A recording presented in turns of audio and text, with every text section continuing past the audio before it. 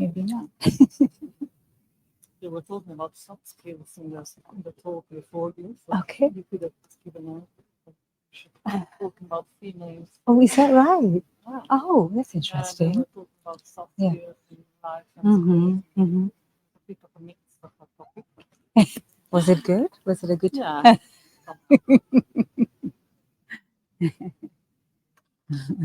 Okay.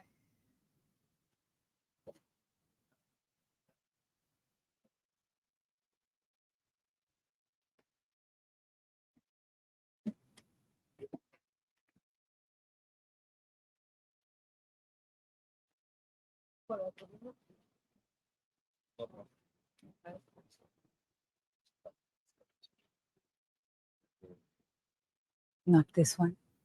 Or maybe in addition. Oh. Oh, of course, of course. Yeah, of course. That's right.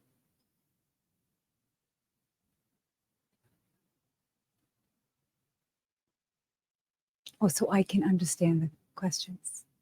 Do you want me to wait for questions at the end or in the middle? Is that for me? It's better at the end. Okay. Okay. Sure.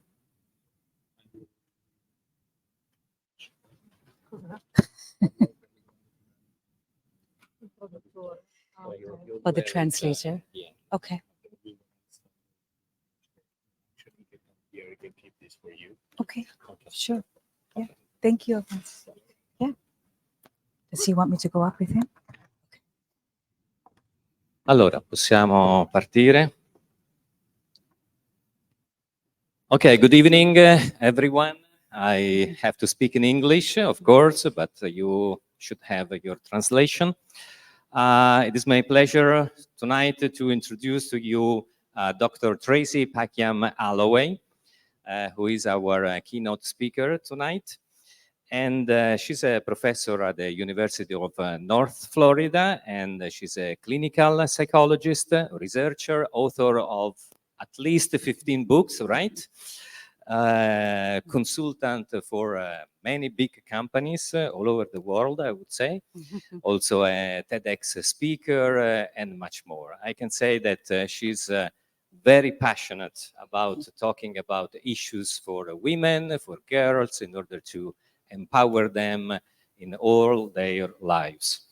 As you can see from the title, Think Like a Girl is also the title of her last book. And tonight she's going to tell us many concepts quite interesting for women in particular. And I'm sure you have to take lots of notes. So please join me in welcoming Dr. Tracy Packiam Alloway. Thank you. Thank you so much. Buonasera, è un piacere essere qui. Did I say that right? That's it. That's all my Italian. I'm sorry. It's a real pleasure to be here. Thank you so much for inviting me. As you kindly heard, I will be talking. I've been asked to talk about my new book, Think Like a Girl. And I was also told that if you would like to wait for questions at the end, I'm happy to take questions. So if you can remember them as we go along. And also tell me if the speed that I'm talking is okay. It's good? Okay.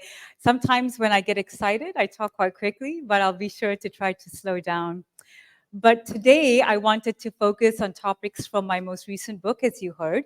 And I'm going to cover 5 areas, specifically looking at how the brain works in our decision making and in life and in work and in different areas. So when I was writing this book, I wrote it during COVID, and it was a very interesting time, as I'm sure you all know. And it also gave me a chance because you couldn't talk to many people.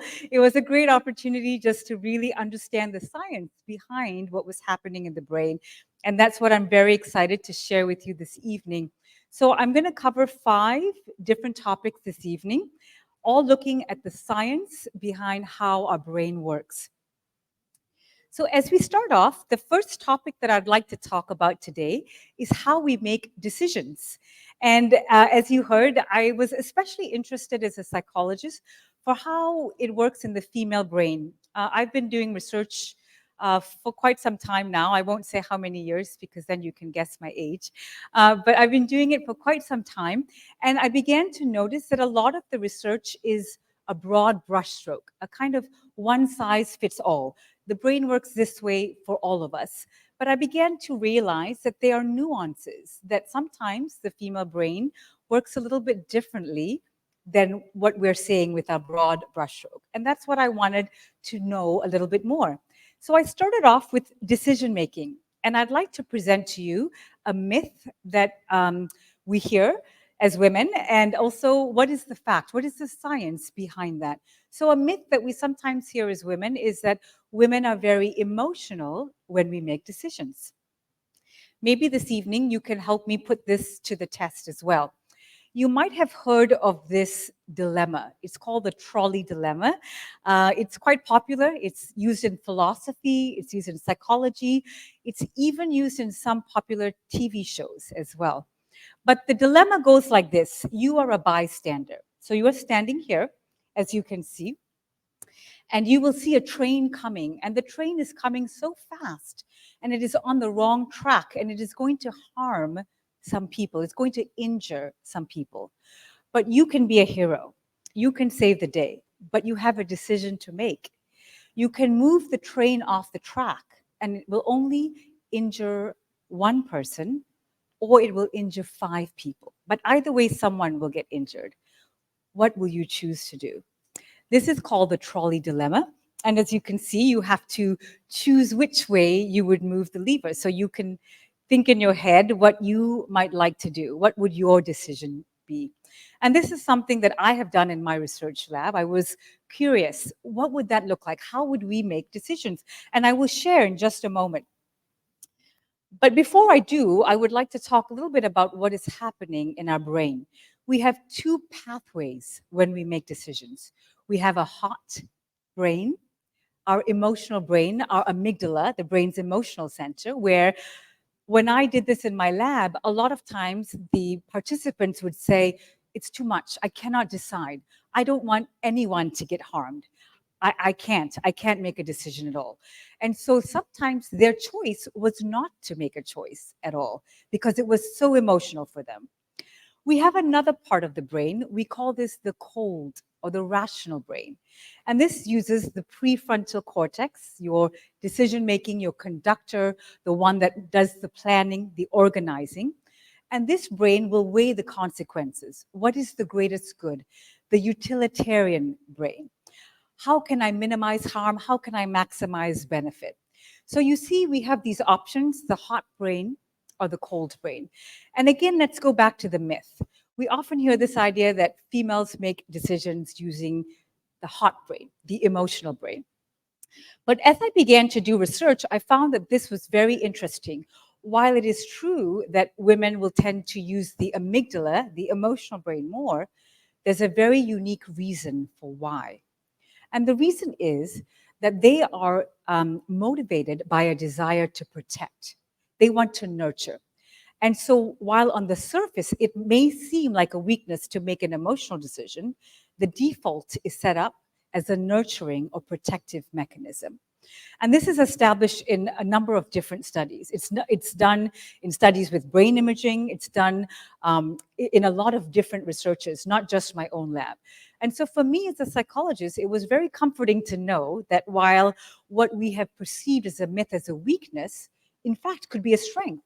The strength is that we want to nurture, we want to protect, and that is the reason for that. But that's not the end of the story. You might think, well, maybe it's not so helpful to use my hot brain, my emotional brain. Maybe I need to flip the switch. Maybe I need to be able to make a less emotional decision. And that's also what I wanted to look at in my research lab. Sometimes when I give this talk, there are tables and there's ice cubes in the drink. And so sometimes I like to ask the people to hold an ice cube because that's what we did in my lab. We had 2 different stresses, and I'm going to share both of them. The first stress is that we had people put their hand in a bucket of ice for 1 minute. This is called the cold press task, and it's commonly used in research because what it does is it overloads the emotional brain, and so it distracts the emotional brain. And it allows you then to flip the switch and make a decision with your cold brain, your prefrontal cortex. And we found that this was effective for both men and women who were participating in our study. So if you are finding yourself very emotional and you think, I can't stop thinking about my feelings or how I'm making this decision, I need to take a step back and be more rational, you may want to find a bucket of ice and put your hand in. But just for 1 minute, that's all you need. If not, it's too dangerous. But 1 minute in a bucket of ice can flip the switch in your brain. Another option is called a cognitive stressor, where we had people count backwards from 100, but in sixes. So I won't ask you to do it because it's the end of the day and maybe you're too tired. And I see some nods, so you're welcome. But if we count 100, 94, 88, and we keep going down, also for 1 minute. This is called a cognitive stressor, and it also overloads the brain and allows us to use our cold, rational decision-making brain. If you are in your head thinking, this doesn't sound like it works, how can I actually do this? It was very interesting for me to find out also that a group of Italian scientists use brain imaging. I know we have Alessandro who does work in that. But they use brain imaging. They use a technique called TMS, where they use magnets to activate certain parts of the brain.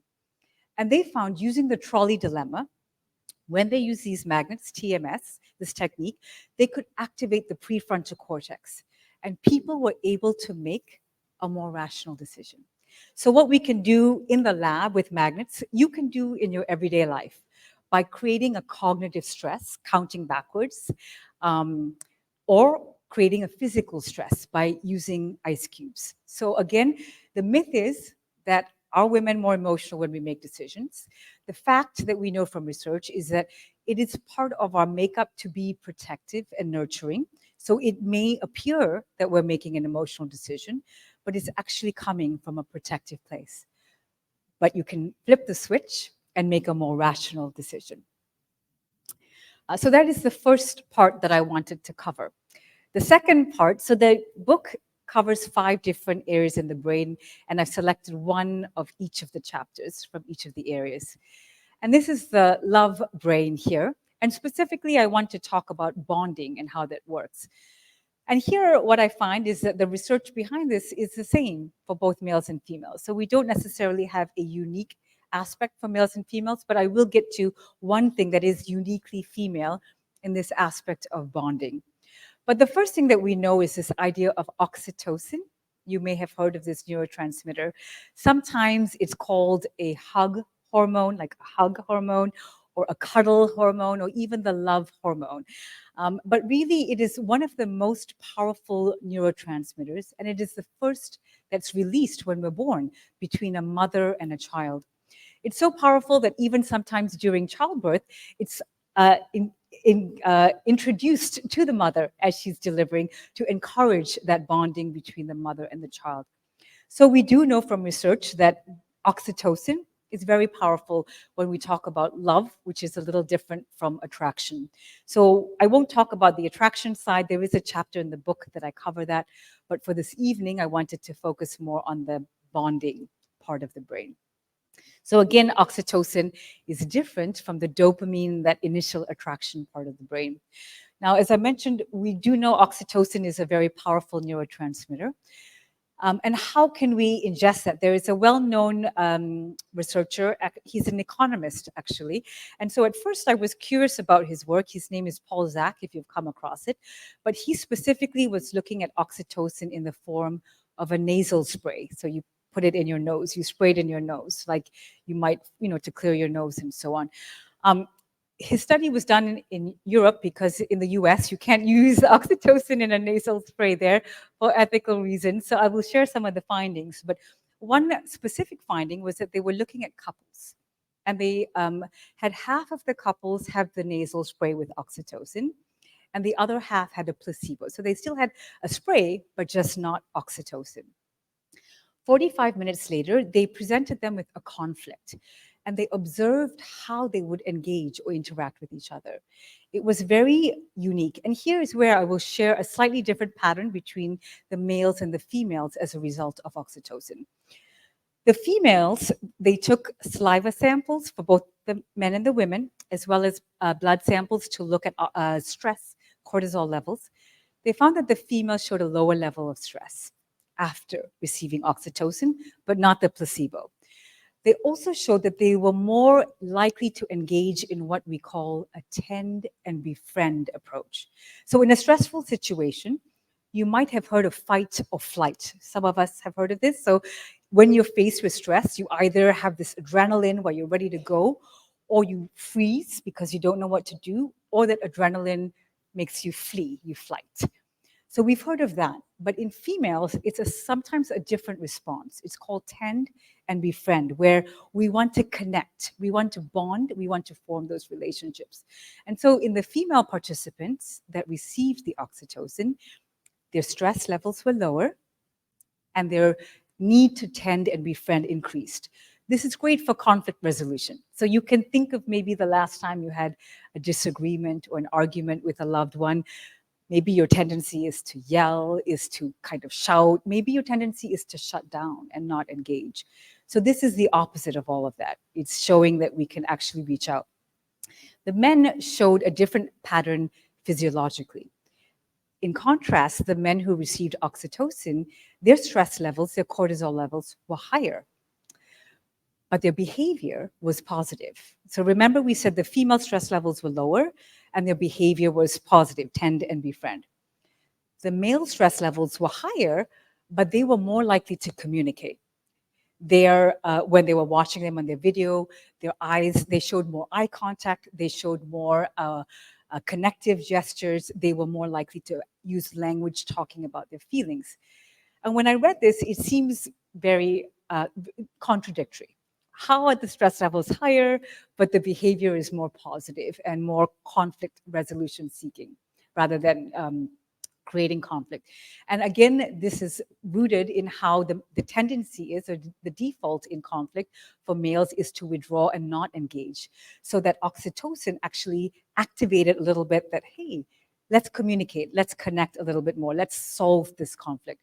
So we can see the stress levels were different, but the result for both males and females with oxytocin was positive. Now, if you're thinking, that's great to hear, but I don't have a nasal spray with oxytocin to help me when I have a disagreement with my loved one or my family member, that's okay, because research is here to help you. And this is in the form of a hug. Researchers found that a hug can generate that same levels of oxytocin in the same way that that nasal spray does. But not just like this kind of like, yeah, okay. You know, I don't know if you have children. I have 2 boys, both now teenagers. And so, you know, when they hug you like, okay, mom, we're done. And so the research shows that if you hug for 20 seconds, which is quite a long time, it can actually release oxytocin to the same levels of solving. It has physiological benefits the same way the nasal spray does. So they found that cortisol levels were lower after a 20-second hug. If you're thinking, well, I'm not a hugger. I'm not a hugger usually either, but you know, I don't really want to go and hug people for 20 seconds. That's okay. I also have a solution to suggest to you. And this was done by some Japanese researchers. They had a pillow and they had someone hug the pillow and have a stressful conversation. And they found that just hugging the pillow while having that stressful conversation also reduced their stress levels and increased their oxytocin. So you have some options. You have a nasal spray, if you can find it. You have a person that you might want to hug for 20 seconds, or you have a pillow that you like, that you can hug while having a stressful conversation. The third thing that I want to talk about with the bonding brain is this idea, also based on research, about how to facilitate that bonding with your loved one. And it's this idea of a 5-to-1 ratio. And you may have heard of Gottman, who's a well-known researcher in the field of relationship psychology. But the idea is that for every negative comment you make about or to your partner, you should have 5 positive ones. So if you say, you always leave your clothes on the floor, make sure you say 5 positive things. Thank you for doing the dishes. Thank you for making me coffee. Thank you for making me smile, whatever those 5 things are. So the 5-to-1 ratio has found to be very robust. in supporting a healthy bonding relationship. And it makes sense because if you think about it, if we're hyper-focused on the negative all the time, it's hard to feel connected or bonded with your partner. So that 5 shifts the balance to the other side. Researchers also have a fancy term. It's called the positive illusory bias.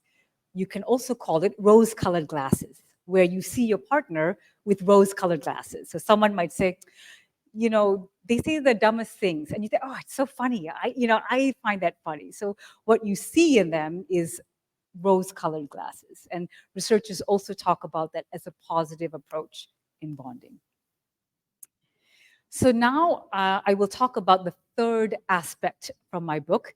There's a thinking part of the brain, and one of the chapters I talk about lying and memory and how that links in. But for today, I selected to talk about the creative brain and how that might differ.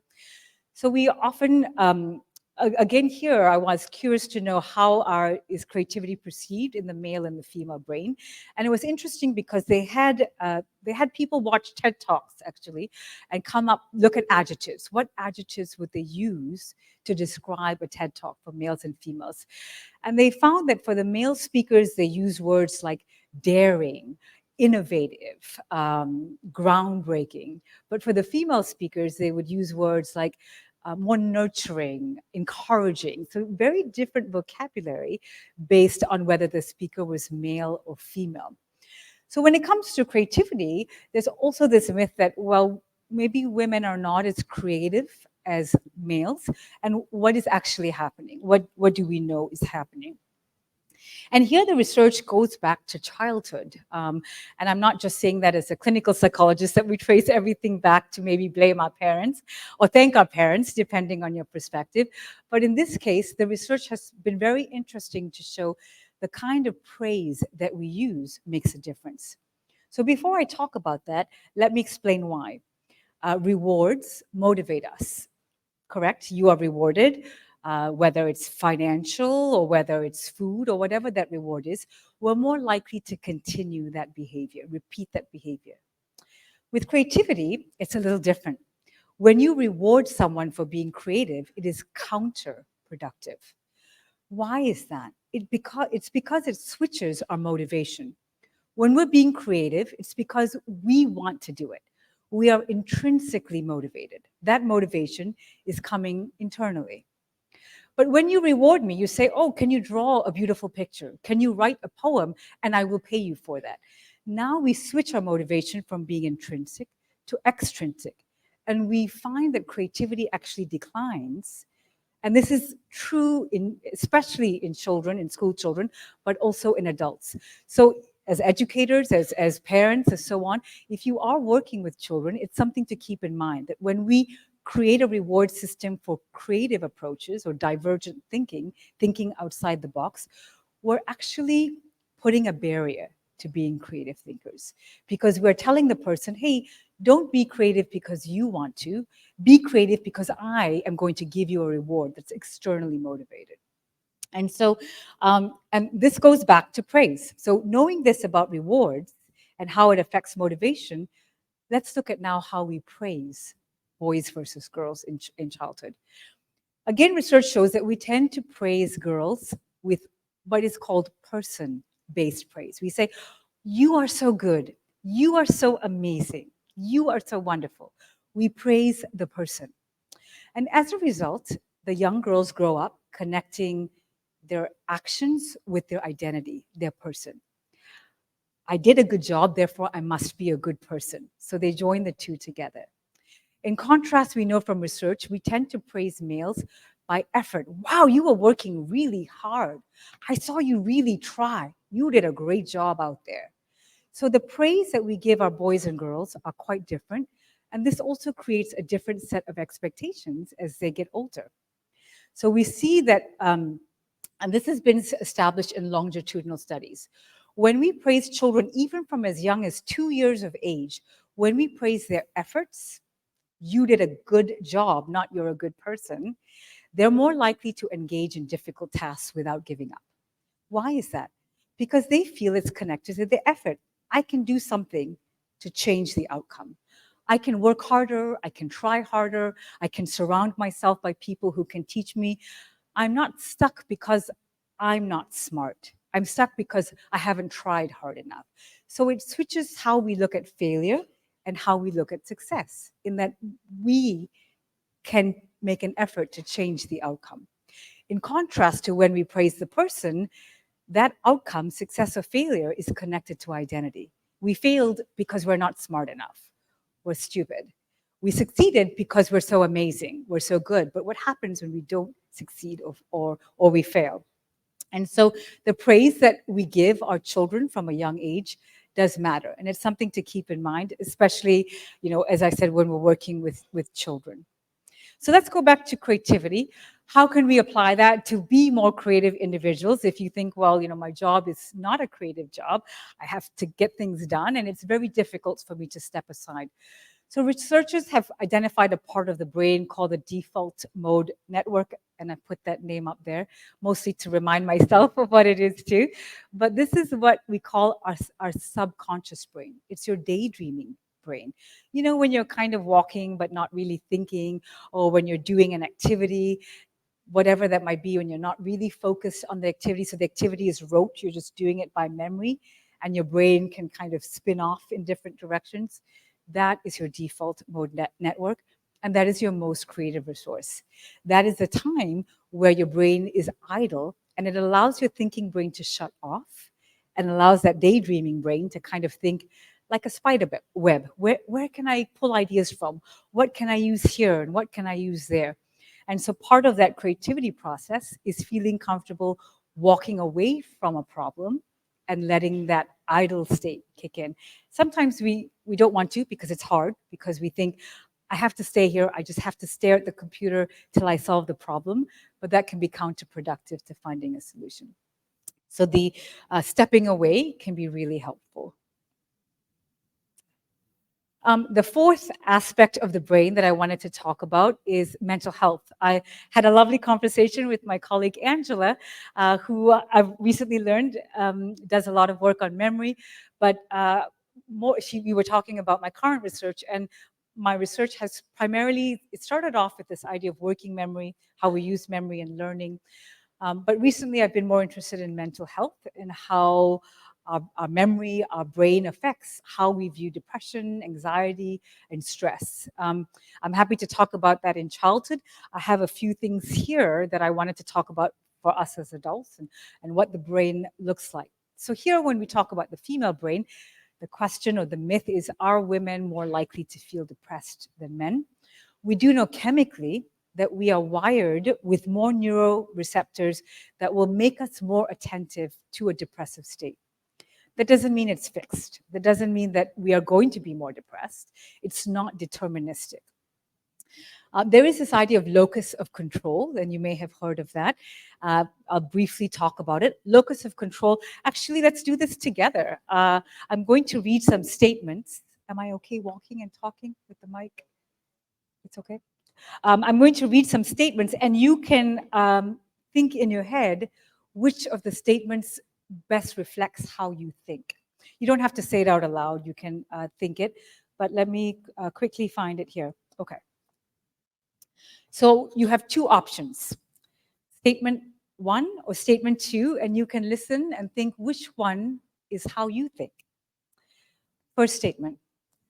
Many of the unhappy things in people's lives are due to bad luck.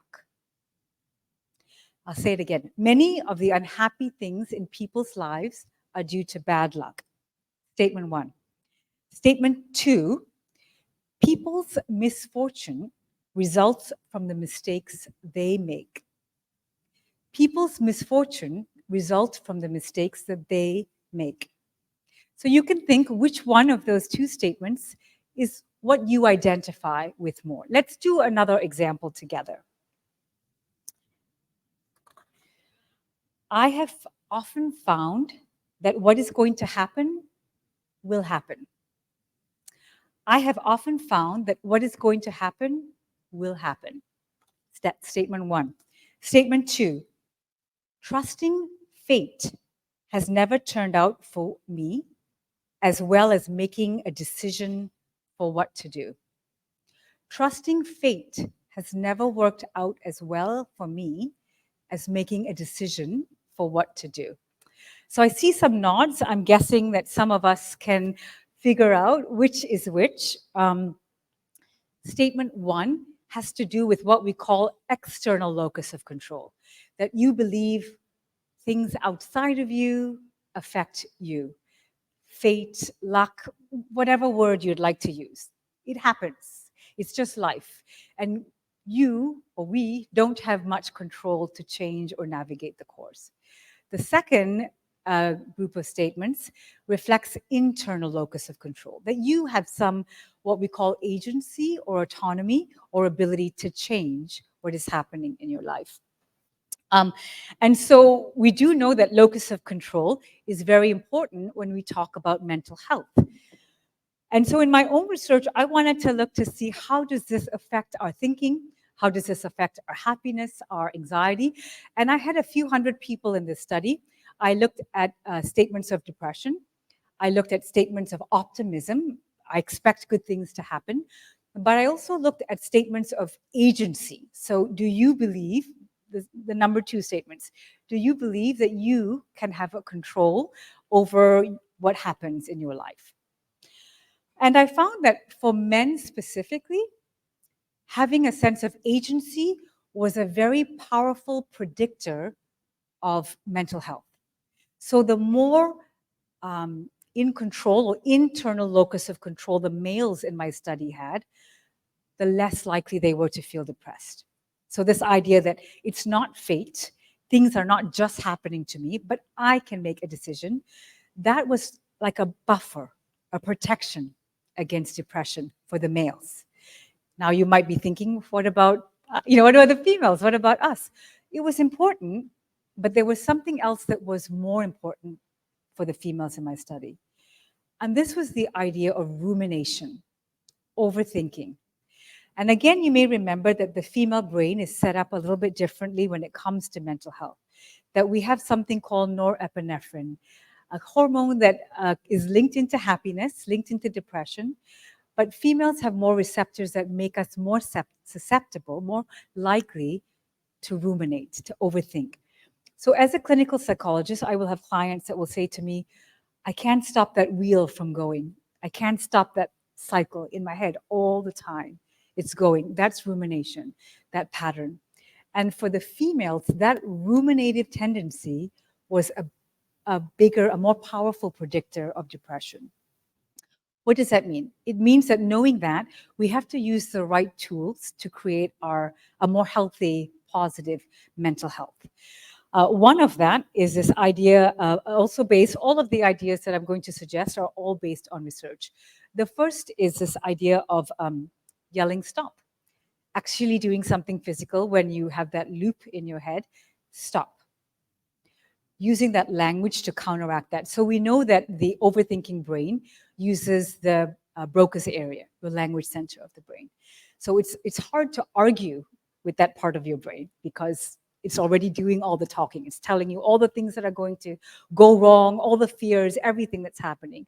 So rather than trying to argue, it's like trying to argue with a 2-year-old having a tantrum.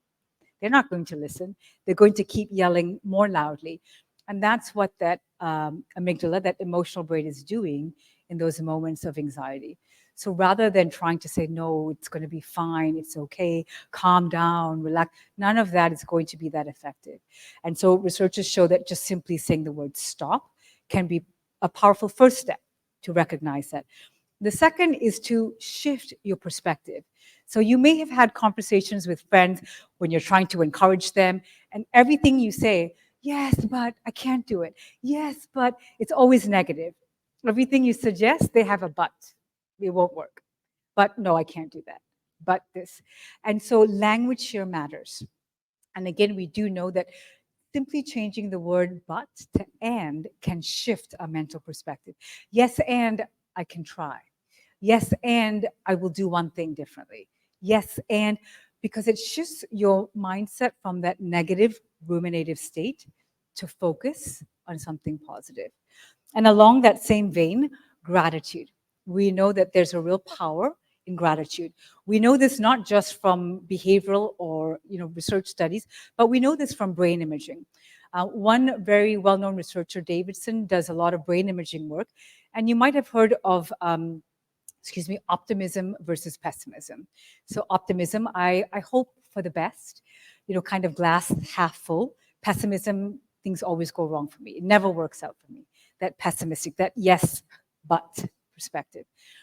And what these researchers have found is that by simply practicing gratitude on a daily basis, it not only changed the language, but it changed the functional way that the brain was activated. That they showed less activation in what's called the pessimism brain. That's more the visual areas of the brain.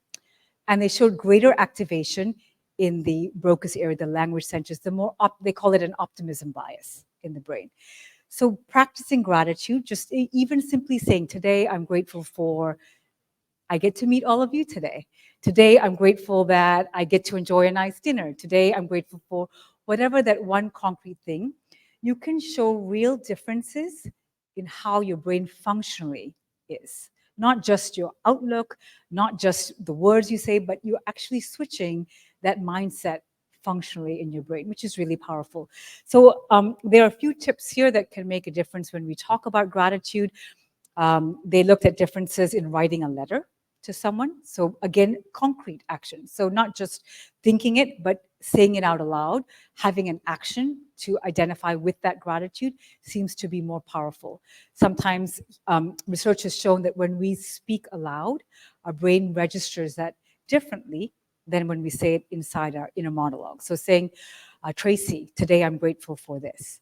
It's registered differently in your brain to when I just think it, like, oh, today I'm grateful for this. So that's also a powerful technique, is to say it out aloud or write it out to help that. The next list of things that I wanted to talk about in shifting that perspective has to do with kind of reverse engineering how your brain works. And it's based on something called embodiment theory. But I'm first going to talk about one that uses just our face, and it's bite a pencil. And this is I love this study because it was so fascinating to me. And it's been replicated in many different countries. So it seems to work, whatever culture, languages, and so on we're from.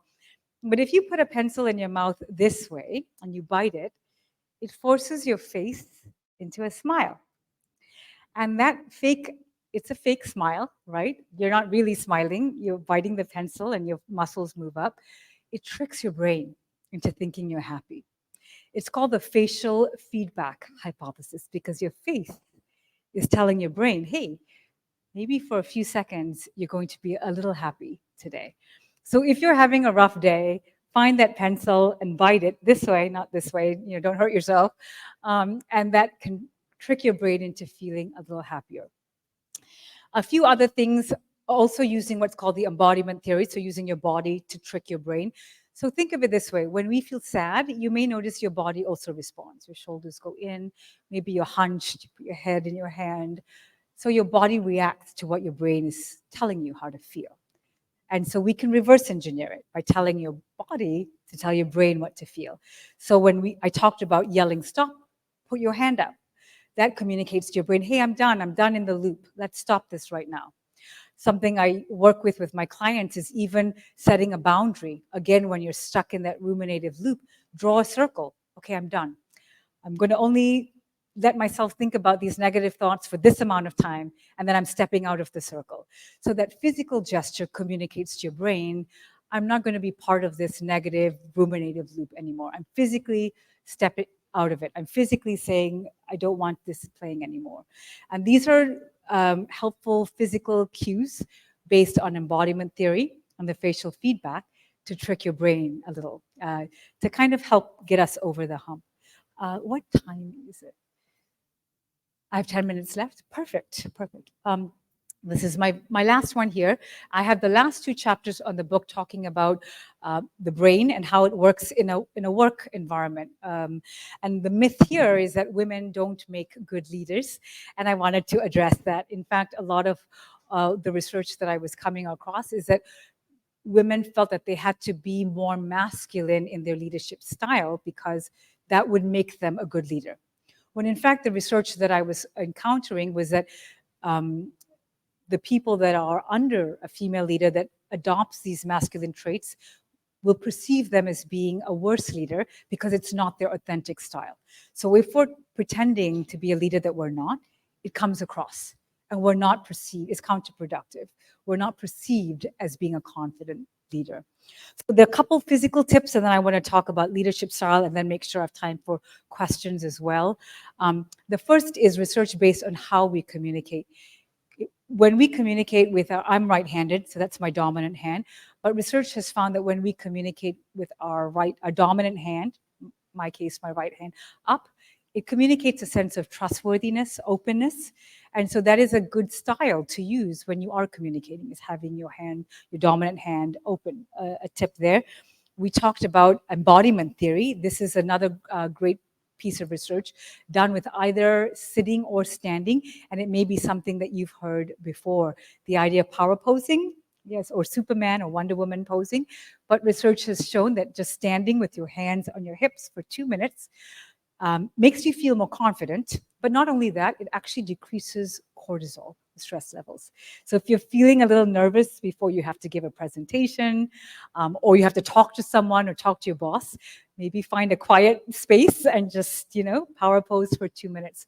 But they've also found that sitting in a posture that is upright, shoulders back, people were more likely to feel confident in completing a project or an activity versus with, when they're just sitting just comfortably in a relaxed stance. So something to keep in mind in the workplace when you want to convince your brain that you can do something, use your body to reverse engineer it, to tell your brain, hey, you've got this, you can do this. Shoulders back, whether standing or sitting. I'd like just to take a few minutes talking about leadership style and how that may differ between men and women, and then I have time for questions. Yeah. This is work coming from my own research lab. I was looking at 3 leadership styles. So I'm going to read you again some questions, and you can see which one of these styles you are as a leader, and then we'll talk about how, what the research is behind that. So the first style, I help others develop. I help others develop. The second style, I make it clear what one can expect to receive when goals are achieved. I make it clear what one can expect to receive when goals are achieved. Third, I wait for things to go wrong before taking action. I wait for things to go wrong before taking action.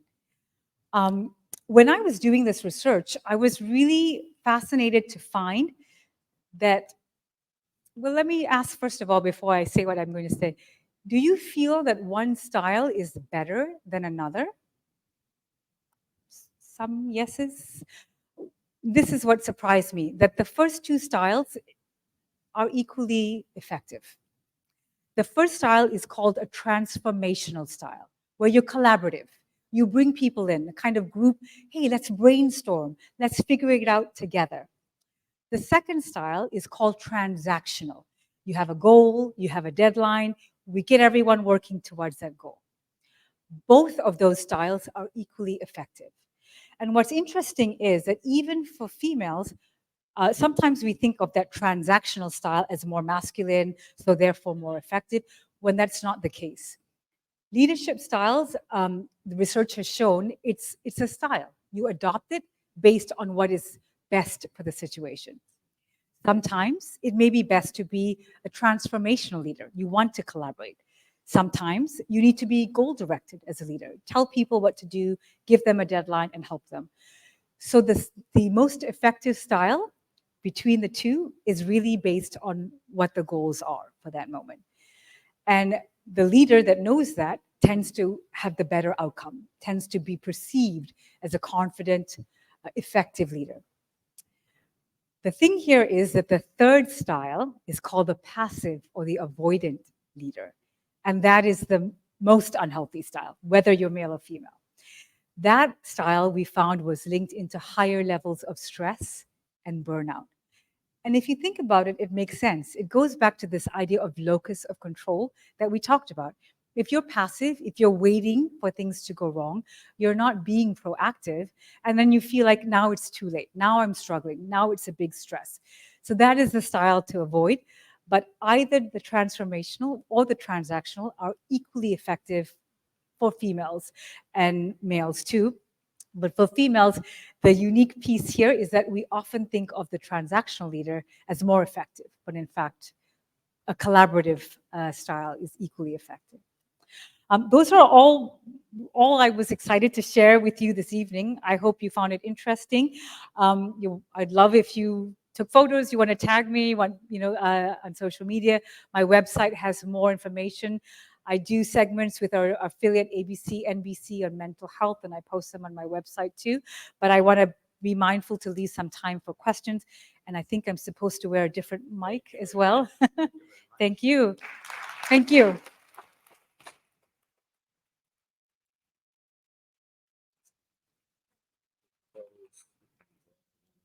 Thank you.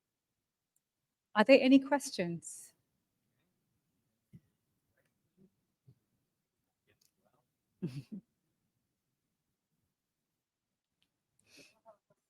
Maybe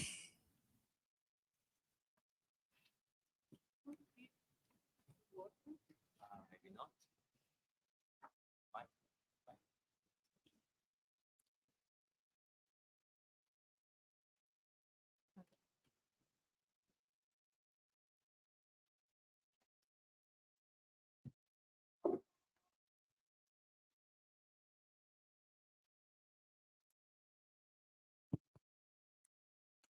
Prova, prova, prova. Okay.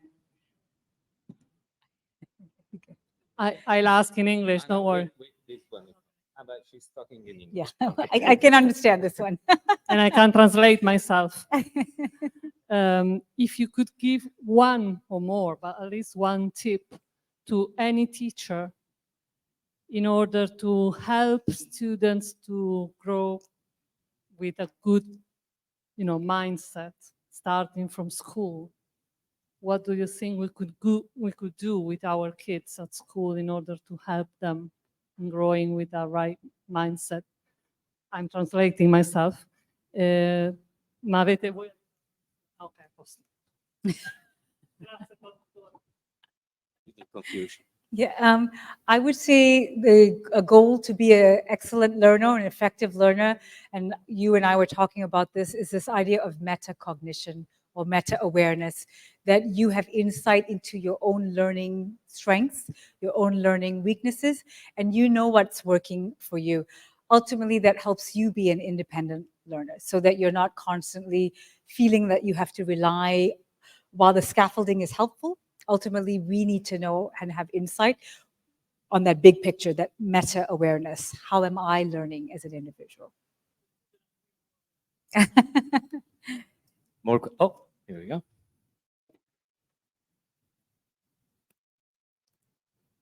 I try to speak English, okay? I'm a teacher and I'm a Boy Scout too, okay? When I do activities with scouts, okay, we often let the boys and the girls go wrong because we'd like them to learn from them mistakes, okay? So you said, okay, that the third way to work, so to waiting until the things go wrong is not so useful. Okay, so how can we do in our activities, because we think that is useful to make the boys and the girls learn from them mistakes? Yeah. I hope that you understood what Yes. I said. Yep. Okay. I appreciate your question, and also appreciate the work that you do with the Scouts. I have 2 points to answer yours. The first is the third style, waiting for mistakes before action, is specifically for leaders, not in general. So specifically as a leader, if you are not proactive, that style is not effective because it can lead to stress and then burnout. But to encourage individuals to see failure and then learn from that, I would like to go back to what we talked about praise. So rather than saying, and not that you do, but rather than saying you're wrong or you're right, rephrase to say, what can we do differently? How can we learn together? So the praise or the direction is based on effort. And I'm sure you're doing that, but I would say if the focus is on the effort rather than the person, it sounds like you're doing an amazing job. Thank you. Any more questions? Go.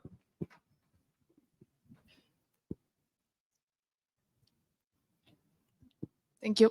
I wanted to ask, why do you think we give such different praise to boys and girls between the effort and connecting the result of the action to the person? That's a great question. Typically, evolutionary psychology or cultural psychology has been used to provide an answer. You could argue that traditionally speaking, the men are the hunter-gatherers. So if you think of it from an evolutionary perspective, you have to praise the work that they do because they're the ones doing it. That is commonly used as an explanation for why praise is different. So sometimes we carry the language, even though society has changed. Thank you. Any more questions? Oh, over there.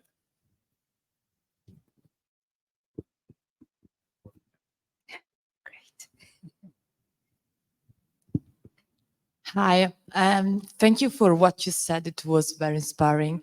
And you said something about the studies were made about the difference regarding hormones between men and women. I was curious to know if any studies were made about also the age. Of course, it is a question coming from a young woman. Yes. And the short answer is yes. And that's why mental health changes, because women go through very different hormonal changes, pregnancy, childbirth, and so on. And all of that affects their mental health. So studies have focused on that, specifically in the area of memory. There's been a lot of research to look at estrogen level changes and how it can affect memory in women especially. So when we hear the phrase pregnancy brain, it's not just a myth. There's studies to show that levels of estrogen also affects the memory resources that female have across different areas in the lifespan. So the short answer is yes. Studies have been done looking at different key moments in the female lifespan and how that can affect things like depression, mental health, memory, cognitive abilities as well. Thank you. Any more? I have one actually. Okay. I read some studies suggesting that if we eliminate gender inequalities in a society, like almost happening in Scandinavia, for example, women still prefer jobs which are traditionally considered for women, like school teachers, for example, and so on, while men are more wired for traditionally more manly jobs. What do you think about this? Is that right, or actually? So, if actually we could give equal job opportunities, maybe we are not supposed to expect an equality of outcome. Yes. I think that's a very interesting point that you make, and there have been multiple surveys done along those lines. And I think it's important to distinguish, as you have, between access and opportunities versus whether or not someone takes that. So if you think about it like a buffet, you don't want to restrict it and say only the women can eat from this side of the table, which sometimes does happen in certain culture. You can open up the table, but that doesn't mean we would want to eat everything on the table. And I think that's the point that you make there. And that's a cultural point. It's also based on a number of factors. I think traditionally women still bear children. And so you have family care and other other factors to take into account in the decision making. So it's a very nuanced conversation, I think a fascinating one, but I do appreciate that you pointed the difference out between opportunities or availability versus taking up those, yeah, exactly, the outcomes. Thank you. Se posso. Good evening, everyone. My name is Donatella Solda. I'm co-founder of FEM and the engine behind this festival, together with all the team that I thank you. I take the chance to thank you. I would like to thank you for being here, for coming from the States for us, and for this brilliant presentation that you had for us. It's a very tricky subject, the one about science and genders. As Alessandro was pointing out, biases, social biases are around the corner. And we know about the debates that even made some head of famous universities to resign about the attitude that gender could have in studies and at work. So I just wanted to have, to share the appreciation of using science to ground very subtle and sophisticated observations. And also, I don't know whether you want to, for a closing remark, share whether this is the way, whether science can remain a rational of a difference that brings equality. I guess that's what we learned from your presentation today. Yeah, I appreciate that, and I appreciate the invitation to be here. I'm optimistic as a researcher, as a female researcher, that as we continue to know more about the brain through imaging, through behavioral observations, we can learn. And also, for me, writing the book, a big takeaway was to recognize that whether it's a cultural myth or a physiological way in which our brain works, it's not deterministic. It doesn't create a path for us, but there are so many things that we can do, that internal locus of control, to create a more positive self-image, a more effective way of communicating. And so for me, I would hope that that would be your takeaway, that as you hear, whether it's social, cultural, physiological setups, that you're not forced into that direction, but that we have ways in which we can learn and grow through what we know from research. But thank you. Yeah. Thank you. Great. Grazie Thank Alessandro. you. Thank you. Grazie per essere qui, grazie per essere stati a questo evento. Per tutti coloro interessati, in chiesa c'è Anna Maria Testa con l'ultimo evento della giornata, e domani e dopodomani ancora tanti altri eventi. Grazie ancora. Thank you. Thank you so much, Alessandro. very Yes, much. I Thank you. appreciate Oh, it. hug, Yeah, 20 seconds. Thank you so Great. much. Yeah. Let's take a photo, yeah? Oh, Donatella, thank you so much. Yeah,